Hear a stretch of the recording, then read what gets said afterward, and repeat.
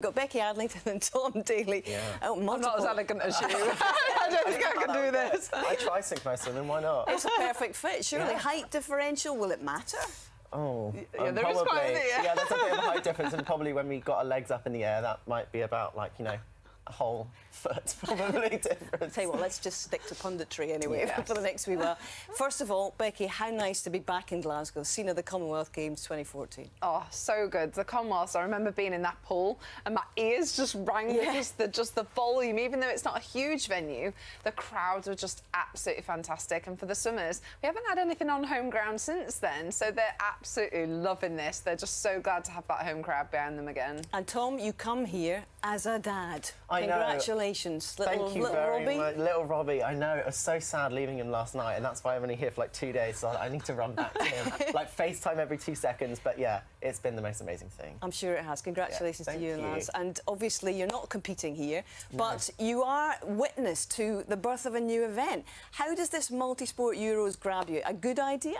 I think multi-sport events are such a good idea, especially for people that have never been to an Olympic Games before, because Commonwealth Games and the Olympics are the two main events where you have multi-sport, and it's so different going to a multi-sport event compared to going to your regular European Championships, World Championships, because you don't get that experience. And for people, especially the younger divers and other sports people, being able to have that experience before going to an Olympic Games makes a massive difference. Is it going to elevate, in effect, the status of a European Championship medal? I mean, these were all in existence before, apart from the golf, which is a new event. But do you think it's going to just give that little leg up to the status of it? Yeah, definitely. I think so. And I think for the swimmers, I mean, it's exactly 2 years to Tokyo. So for them, this has been one of their major championships anyway.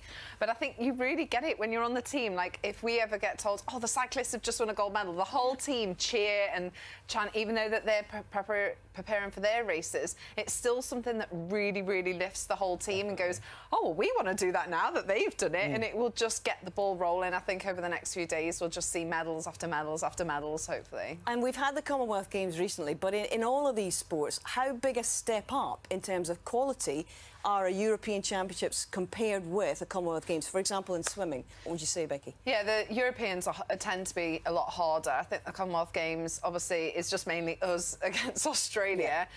So I think here, some of the events are just absolutely jam-packed and it's going to be really tough. I mean, some of the events don't quite have the same depth because, obviously, America aren't here and things. But it does, I think, it is very often harder to win a European medal than it is a Commonwealth medal. And in diving, Tom?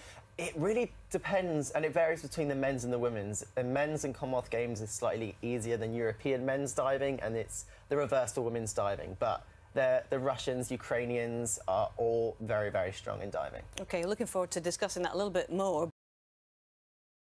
But what a season Dina's had so far, Becky. I love her, and I say this every time she comes on TV because I think so often we talk about athletes that have this full package, that have kind of the mental ability as well as obviously physical and talent and everything else, and she has that.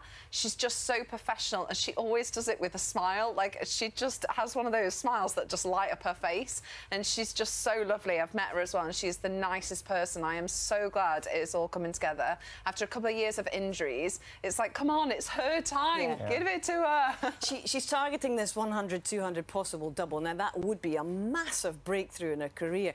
If you had to have a little word in her shell, like, about handling something and handling the pressure on your way to your first big title, or indeed a first double, because she's already a 200 metres European titleist, what would you say, Tom? I mean, she's had the setbacks of injury and the frustrations and, as she calls it, inconvenience of having injuries.